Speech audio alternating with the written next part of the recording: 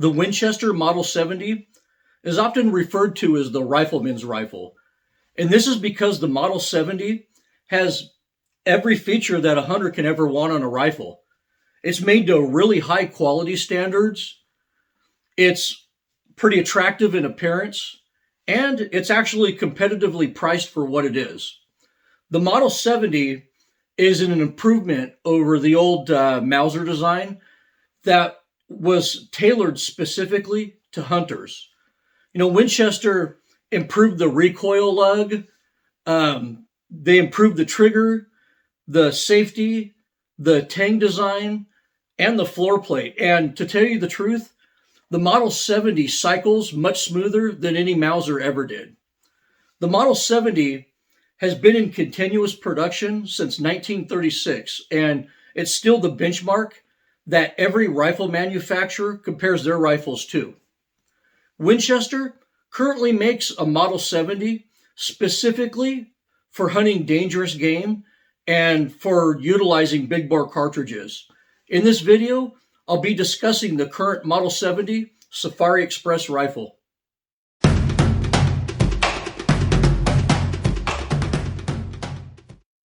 Since the first Model 70s rolled off the production line in 1936, they were chambered in the venerable 375 H&H Magnum. These were all standard or even super grade rifles. These weren't Safari specific rifles, but they were used extensively in Africa. 1956 marked the beginning of a true Winchester Safari rifle. Winchester released a dangerous game cartridge, the 458 Winchester Magnum, and with this release came a new rifle named the Model 70 African. The African rifles were a huge departure from the standard Model 70. The African moved the front sling stud to the barrel to protect the support hand from being injured during heavy recoil. The African rifle was the first Model 70 that came with a recoil pad and 2 cross pins. The rear sight was an adjustable V-notch design that was hand machined to very high quality standards. Many consider this to be the best rear sight ever made by Winchester. And for almost 2 decades, the 458 Winchester Magnum ammunition was really the only dangerous game ammo that was available on the market, which in turn sold a lot of Model 70 African rifles. But Winchester completely redesigned the Model 70 for the 1964 release date, and it fell victim to many unwanted changes. The post-63 African rifle was a push feed rifle instead of controlled round feed. It had really cheesy press checkering and an inferior rear sight. In 1983, the Model 70 XTR Super Express replaced the African. This rifle was still a push feed rifle, but it did have an improved stock, sights, and improved fit and finish. In 1989, Herstal acquired Winchester, and they decided to shake things up. In 1990, the XTR designation was completely dropped, and the dangerous game rifles were simply called the Super Express. Then in 1992, the Model 70 Classic Super Express was released, and it was a huge upgrade over the post-63 push-feed rifles. These rifles returned to the pre-64 controlled round feed that everyone wanted.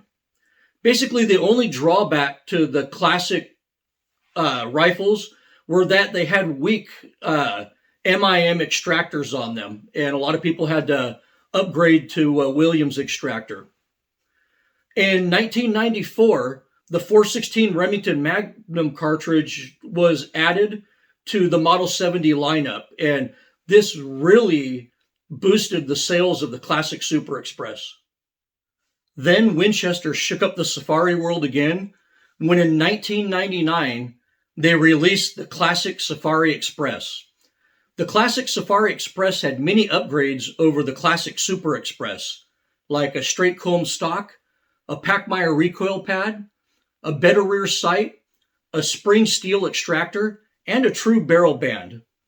A premium edition of the classic Safari Express called the Big 5 edition was also made. And it was made over a 5-year period where each year represented a different member of the Big 5. The Big 5 edition Model 70 classic Safari Express rifles are considered probably the most beautiful Model 70s ever made. Then about 2003, dual recoil lugs were added to the classic Safari Express, and of course that continues today. In 2006, FN closed Winchester's New Haven factory and ceased production of the Model 70. Eventually, though, they started Model 70 production again in South Carolina, and the new FN Model 70 in 2008 was a very well-liked gun, but no Safari rifles were produced in the following years. Then in 2010, Winchester re-released the Safari Express. This time they took the classic name off of it and just called it the Safari Express. It was basically the same thing as the classic Safari Express, but it came with a matte finish and a low gloss stock. And it was also manufactured to high quality standards in South Carolina. Then in 2013, assembly of the Model 70 was moved to Portugal, where it is today. But the quality and features of the Safari Express remain the same. So today, the Safari Express is loved from Alaska to Zimbabwe.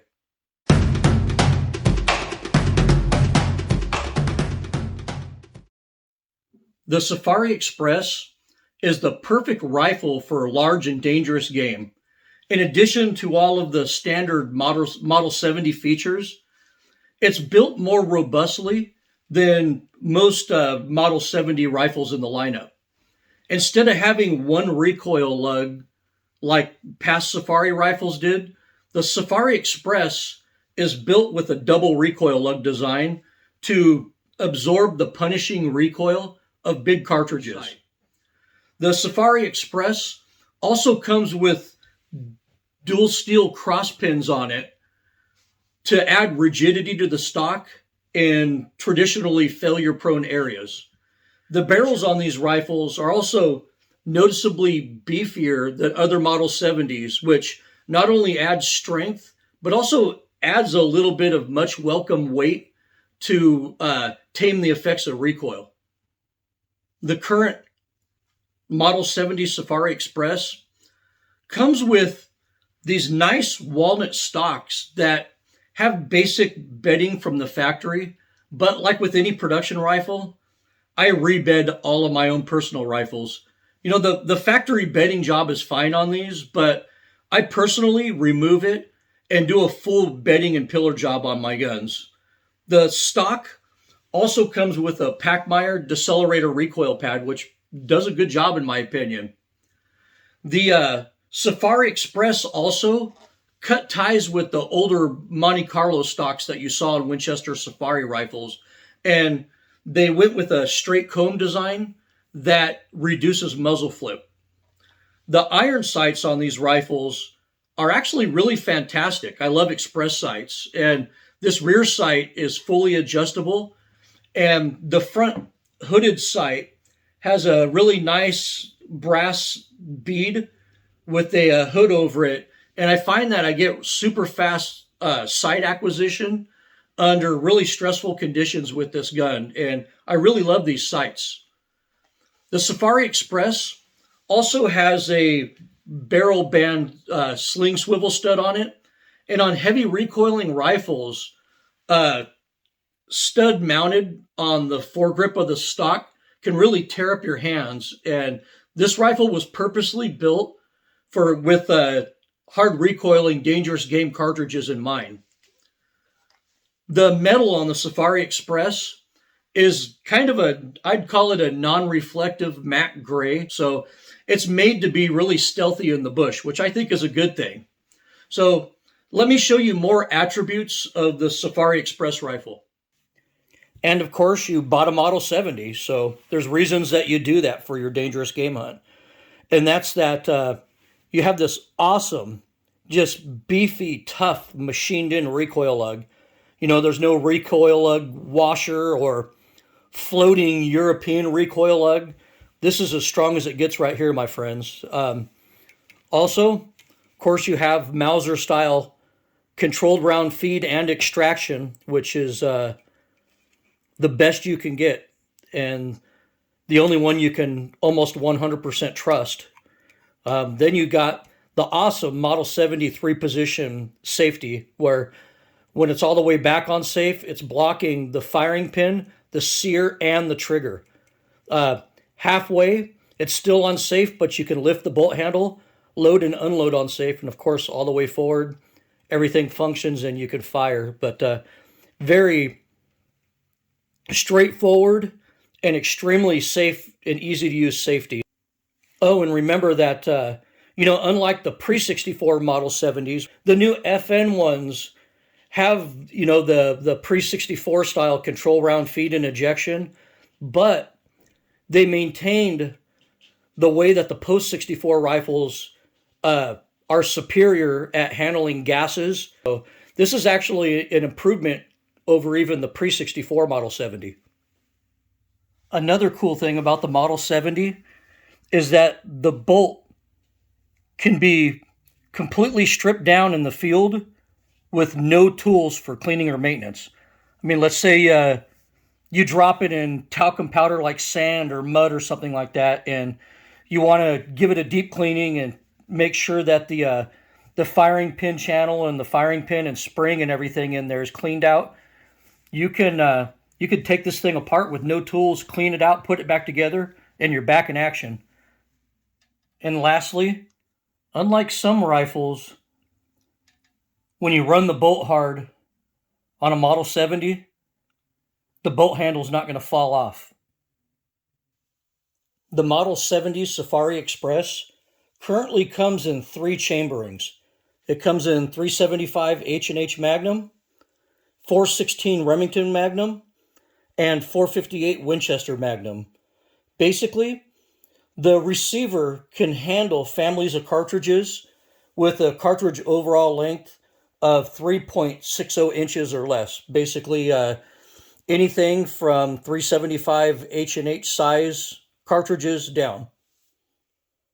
The receivers on the Safari Express are the same exact length as a standard long-action Model 70.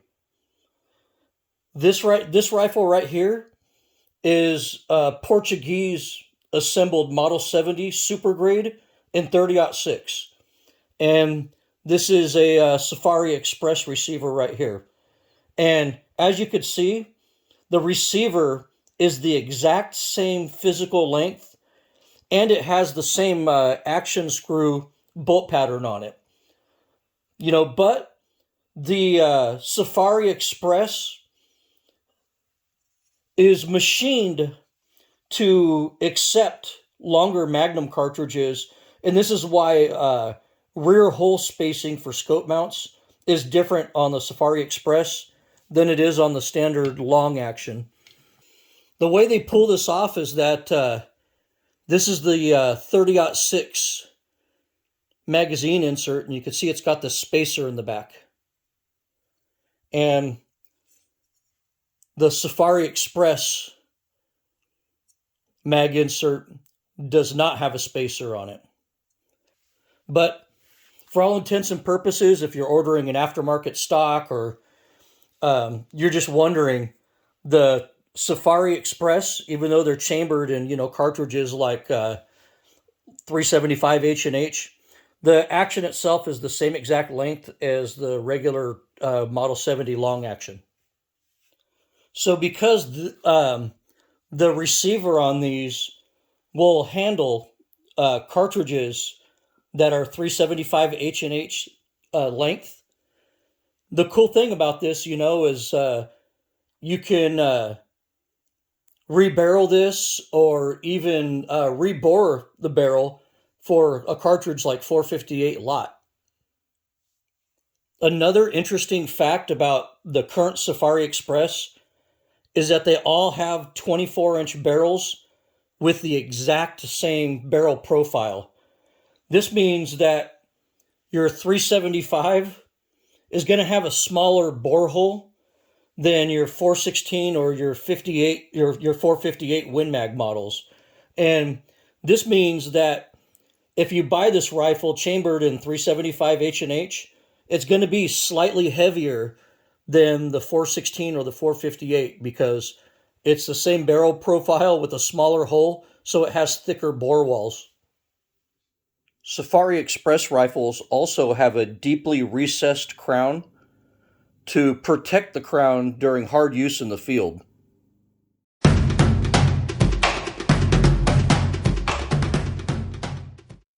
Now I'd like to talk about optics mounting with the Safari Express. The large action on this rifle makes scope positioning difficult if you want to get proper eye relief.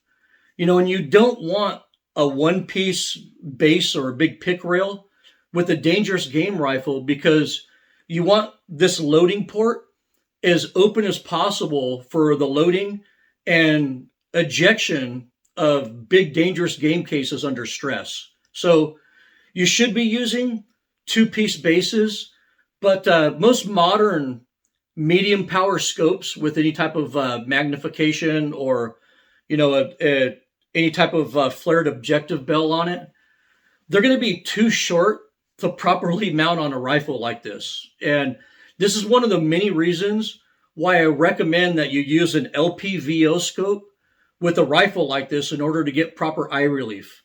An LPVO is better suited for dangerous game anyway, in my opinion. A red dot optic is also perfectly suited for a rifle like this as well. Just mount it on the forward base up here and rock out. I have a video titled Optics for Dangerous Game that covers this subject in a lot more detail, and I highly recommend that you subscribe to my channel and watch that video.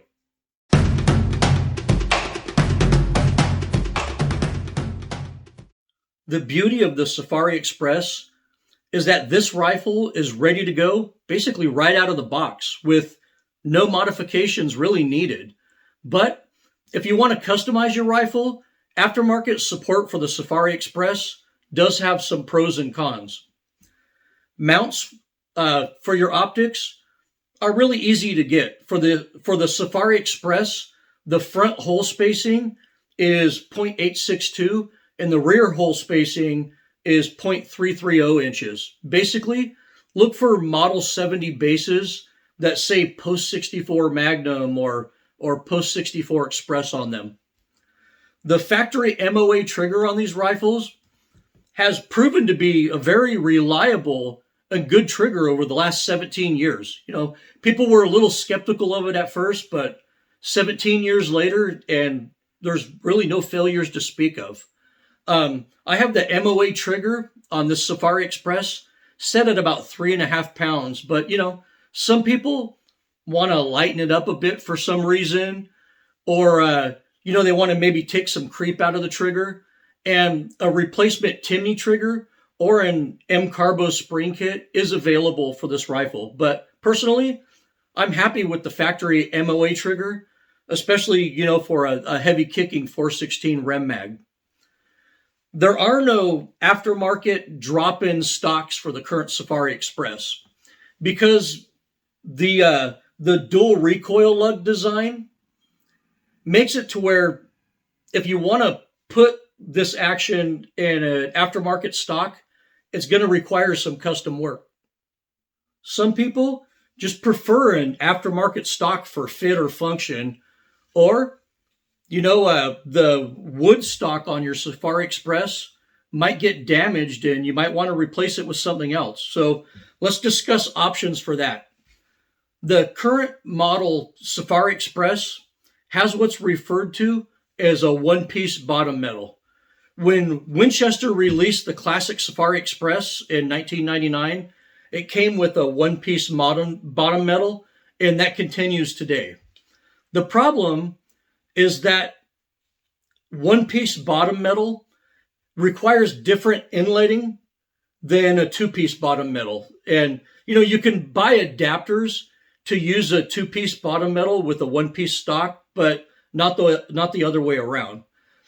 Macmillan and Bell and Carlson inlet their M70 stocks for a one-piece bottom metal, but HS Precision and some other stock manufacturers inlet their stocks for the older two-piece bottom metal. So your current Safari Express needs inletting for a long-action Model 70 with one-piece bottom metal, and that's the specs for the stock that you need to buy. But that still won't be a drop-in stock because you'll have to modify the stock to fit the second recoil lug and probably profile out the stock for the bigger barrel.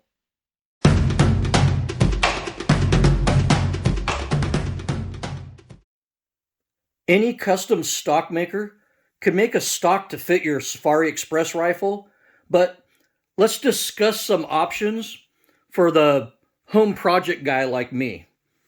This is a Bell & Carlson stock made for a long-action post-64 Model 70 with the one-piece floor plate. And I bought this off a gun broker for $175, and it said slightly used, but honestly, this thing looks brand new to me. Looks like it hasn't been used at all. I checked, and the part number on this is 7776.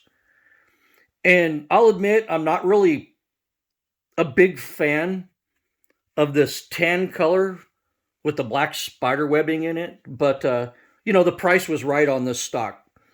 And this does have a full-length aluminum bedding block in it.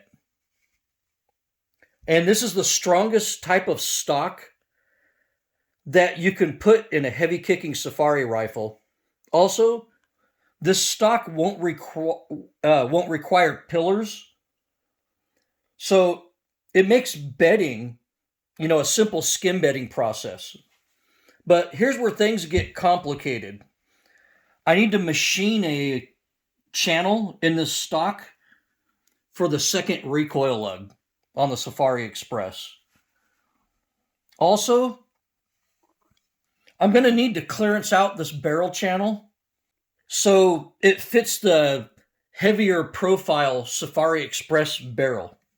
And, you can do the work on this. It's a lot easier if you have mill available, so you can just mill that out. But if not, you're going to use something like a Dremel tool probably. And if you do that, go very, very slow. So let's get started with this.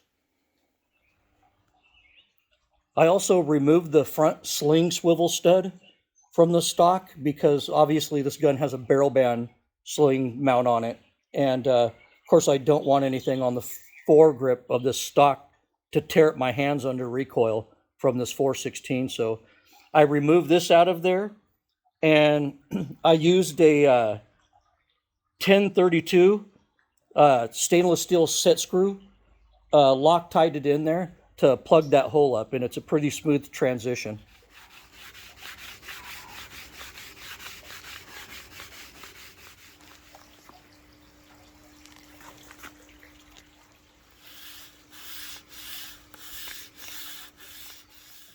And as you can see, the barreled action drops right in now, and it's free floated.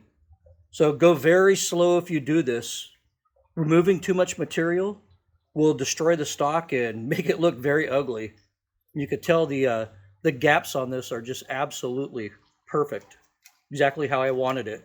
Now I'm going to take the barreled action out, rough up the surfaces, do some inletting, and prep this stock for bedding. Okay, and this stock is ready for bedding. You can see I roughed up all the surfaces, sanded them down, clearanced everything a little bit. All the inletting is done. And it's time to skim bed this thing. And yes, I will bed all the way up just past the second recoil lug. And that's what I do on these new Safari Express rifles with the double recoil lug design. I bed all the way up to the second recoil lug. And then I free float past that, even though it's not much to really free float. But this isn't a precision rifle.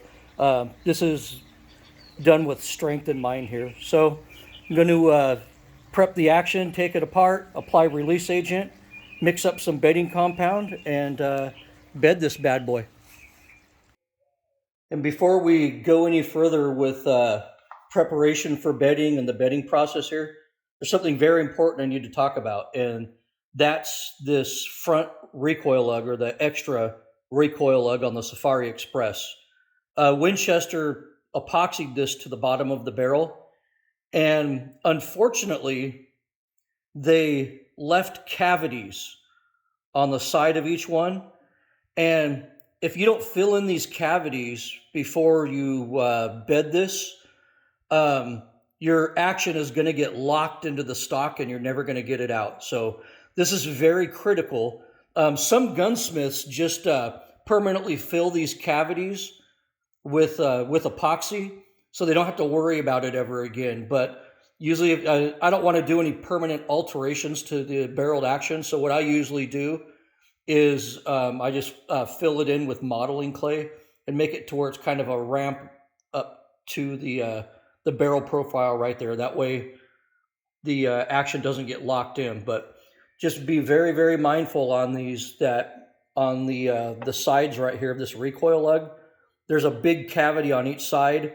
And if you drop this into the bedding compound, that bedding compound is going to seep into that cavity and lock the action in, and you don't want that.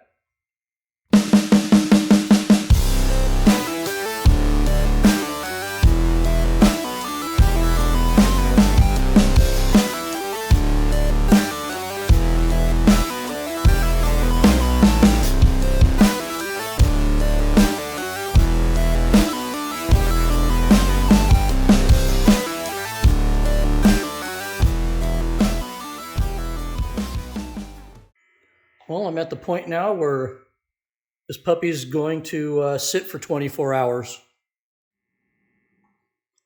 And I just pulled the action out of the stock. And so far it looks pretty damn good in there. Of course, I've got to take some blue tape off and clean it up a little bit. But it's looking good, man. It's what we're looking for right there. Well, this bedding job is done. And I'll admit it, it's a pretty handsome rifle, but I'll be completely honest with you. I like the wood stock better.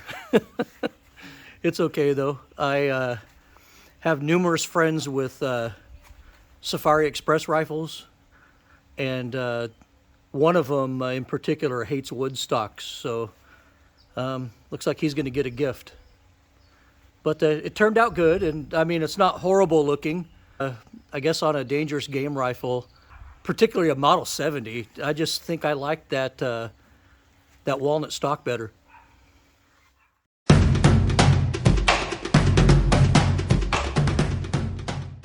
Since the Safari Express is pretty much ready to go right out of the box, the only modification that I personally recommend is to properly glass and pillar bed this stock. You know, considering the recoil, I think that this really nice walnut wood stock will hold up for much longer if you properly bed it. So that's my recommendation out there.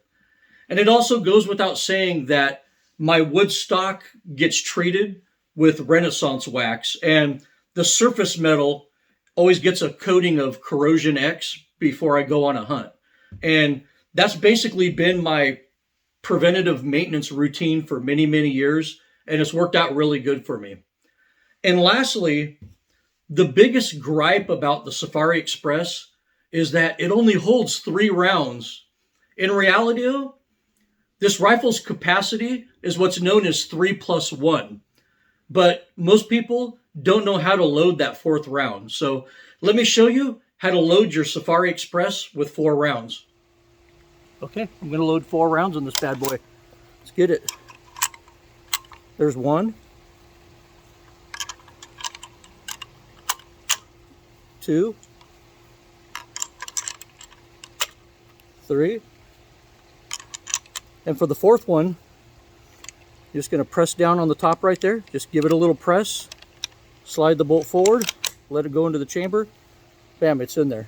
And you can see I have 4 in there. 1, 2, 3, 4. And lastly, the Safari Express is made at the factory in really short batches, so availability is very spotty. Sometimes these Safari Express rifles will be in stock everywhere. Then you'll see really long periods where none of them are available. So buy one well before you actually need it.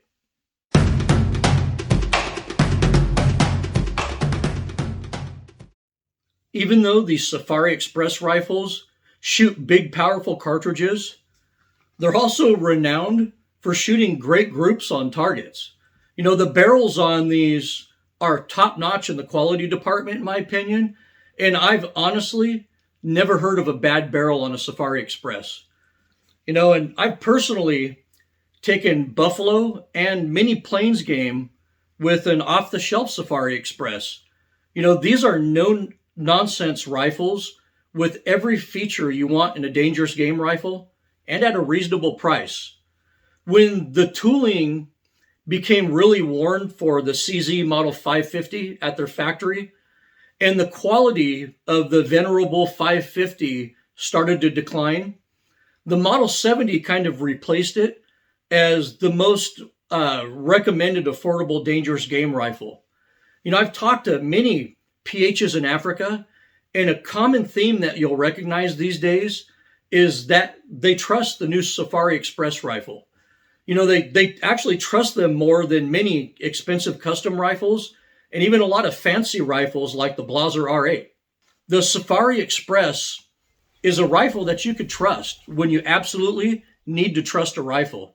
It always feeds, it always extracts, and it always goes bang. And in the end, that's really what I need a rifle to do.